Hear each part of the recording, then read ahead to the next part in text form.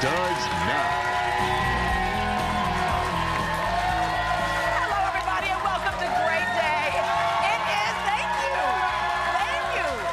After the weekend we had, you're still all bright and cheery because it was a great weekend, wasn't it? Oh, yeah, we need some more of that. Well, it is Medical Monday, and throughout the show, our doctors will address a number of health concerns and, even better, tell you how to get rid of the problems or, at the very least, manage them better.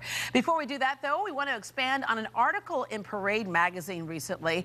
It was about our body's mysteries. You know, the things that make you go, I wonder why.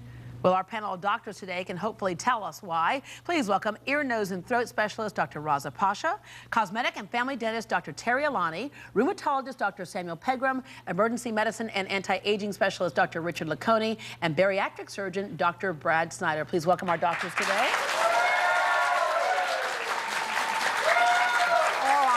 These things we're talking about that make you go, are probably the things that started your early careers as doctors, that curiosity thing, huh? Of course. Yeah. And it's all the things I always say, you get stuck at the cocktail party with people asking you these in the question, or in the corner there. All right, starting with, what makes fingers and toes wrinkle in water? Anyone? Water in the skin is called maceration, and water hydrates the proteins in your skin, and they become somewhat swollen, and the inner part obviously stays the same, so it tends to just bubble up like corrugation, you know. It just overswells the surface of your skin. Yeah, the upper layer of your skin absorbs water greater than the rest. Well, I was thinking maceration myself, but I wasn't quite sure. That's the word. You were telling a story. You were telling a story in the green room or whatever about your son that was hilarious. Yeah, it's a good thing that it's mostly our fingers and toes which absorb the most, and not our face and our arms and our legs too, because we would look terrible after a while. Yeah. You know? But my 3-year-old he loves to play in the bathtub, but when he sees his fingers start wrinkling, he jumps out, starts running. I'm old. And he's done at that point. He doesn't want to do it. Yeah, and then finally it returns like, Okay, the next one is, what is earwax and why do I need it? That's a great question, because first of all, earwax does not make you dirty. That's another thing that I get. It's like, oh, I clean my ears. You don't have to clean your ears because your wax has a very important purpose. Yeah. One is it actually fights infection. You know, the skin in your ear is very thin. It's actually one of the thinnest part of the human body aside from your eyelid, and it's the only part of the human body where it goes just from skin to bone. So that area, that skin can be damaged very, very easily. So if you put a Q-tip or a cotton tip swab in your ear and you scrape it just a little bit, then you can get what's called a swimmer's ear or otitis externa. Yeah. So you need to maintain that wax. Your wax will actually clean itself out. If you put a Q-tip in there, what you're doing is you're actually packing it in like a musket. I was reading where they said that the best way to clean the earwax out, which I don't get, is you get in the shower and just tug on your ear, and it'll straighten out the canal, and then it washes the earwax out. You think about taking your baby's temperature with one of these tympanic, they tell you to pull down on the ear. Yeah. It straightens out the ear canal, so you can get a good shot at the tympanic membrane. You have to be careful of that, because if you put water in the ear too much, you get what's called swimmer's ear, which is the same thing. So basically, the body pretty much knows what it's doing most of the time. We just need to leave it alone. Then why do they make Q-tips? Well, just to clean the outside. Because we buy them. Yeah, it keeps me in business, because what happens, you shove it in there, and then the wax gets impacted, and then you have to come and see me. Because back to the idea that you said, that we have this idea that somehow it's something dirty, and it's not. It's not, yeah. It fights infection, it keeps the ear moist, and it keeps the pH, or the acid-base balance, so that bacteria doesn't overgrow. Yeah, and you're right about that kind of when you start packing things in, because I wear, and a lot of us on the air wear what's called an IFB, so it's this little thing right here. And when we stick that in every morning, it just packs the wax in there. So I had to go into your office one day. I was like, I don't know why I can't hear out of this ear. And of course, the reason why I couldn't hear is because this thing right here had packed the wax in. Only on one side, though. Okay. The next question is, just making sure, what causes bad breath? A lot of things can cause bad breath, but 60% of bad breath is actually from your tongue, not cleaning your tongue. And what happens is bacteria produce these sulfuric compounds, and that's where the odor comes from. So you can get these tongue scrapers. They're real inexpensive, and go from back to front and just clean your tongue, and that will help a lot. Bad breath can also be a sign of something more significant. Patients who have gastrointestinal problems, such as reflux esophagitis, they have heartburn.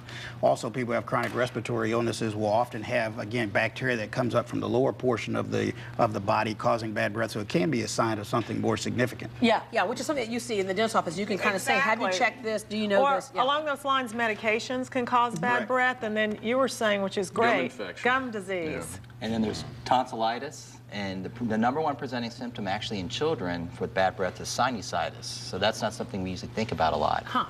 And real quick, the best mouth rinses to fight bad breath are those that have zinc chloride because they actually neutralize the sulfur compounds. Yeah, given that you've made sure that the other Something problems with are not zinc an chloride issue. in it, yes. Okay, next, why do men get hair in some places and less in others as they get older? This is not only happening to men, it is also happening to women. Can I just tell you that sometimes we find hairs in places that we're thinking, I'm just trying to make sure that I got all of mine right here. Okay, well, we find hairs in places that you're kind of going, where did that come from? Well, hormones are one of the primary reasons. Obviously, testosterone and some derivatives of testosterone, like dihydrotestosterone, can cause you to grow hair on your face and lose hair on your head. Strange kind of situation, but people who have a lot of facial hair frequently are the ones that are affected with scalp balding.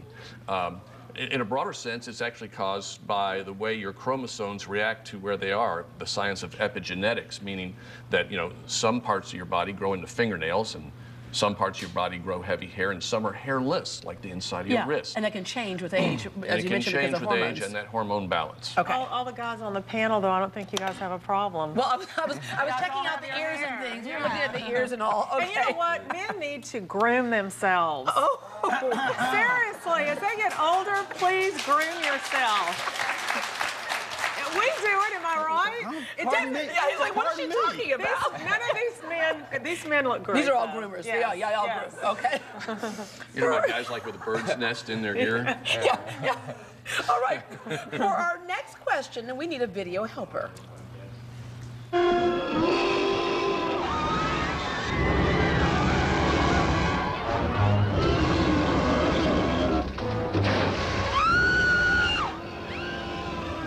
All right, so why do we get goosebumps in scary movies? Pretty simple answer, because my girlfriend grabs my arm so hard she cuts off all blood flow, and so then no easy answer. But actually, part of it's because there are a number of cellular elements within the body, including muscles around the hair follicles, that contract during this stimulation, so it causes the hair follicles to stand up. And part of that is perhaps a defense mechanism from way back when. Perhaps the fact that these hair follicles stand upright, it makes us appear more antagonistic, and we appear And we like see a that little in more animal aggressive. kingdom, the porcupine. Exactly, like the dog whose hair stands up when he's about to fight. So perhaps it's part of that. And when you part get of it, cold, you might get also. this chill, right? Yeah. You Yeah, get when you scared, get you cold. get this chill. Part of that is, our hair really keeps this fine layer of air close to our bodies. It keeps us warm. When all those hairs stand up, all that warm air goes away. We get this chill, this feeling goes up our. And that's really the hair standing up on the back of your neck, so to speak. Yeah. It I got literally goosebumps happens. now, see? Yeah, me too. I just because it's cold. Yeah. Okay. Okay, next one. Why does my nose run when it's cold outside? Well, that speaks to the function of the nose, actually. This nose has three very important functions, and this is why when you run, you want to breathe through your nose and breathe out through your mouth. The air that you breathe in, if it's cold, the air is warmed by the nose. It's also filtered, and it's also moisturized. So if you have cold weather, then it's the epitome of that. You have very cold air that's entering your nose, so your nose has to work extra hard, so it swells up and you feel congested. And then needs to moisturize. So in order to do that, what it does, it starts to run, so it's an overdrive. Yeah. So all this extra function of the nose, you end up feeling very congested, and you have a runny nose. It happens to my eyes, too. My eyes usually will tear up more when it's cold. Well, that happens because the tear ducts get blocked. As you know, whenever you tear, and that's why when you cry you have a runny nose, there's a tear duct that runs from your eye into your nose. So if your nose swells up, it can back up and you can actually get pooling in your eyes. I knew y'all had the answers. There we go. Thank you very much. If you have a question about any of the topics we'll discuss today or any health concerns that you have, you can email it to greatdayhouston@khou.com. Our doctors will be online throughout the show to answer your questions. Well, spring has sprung, and that's nothing to sneeze at unless you have allergies. After the break, what you can do right now to stop the sniffles.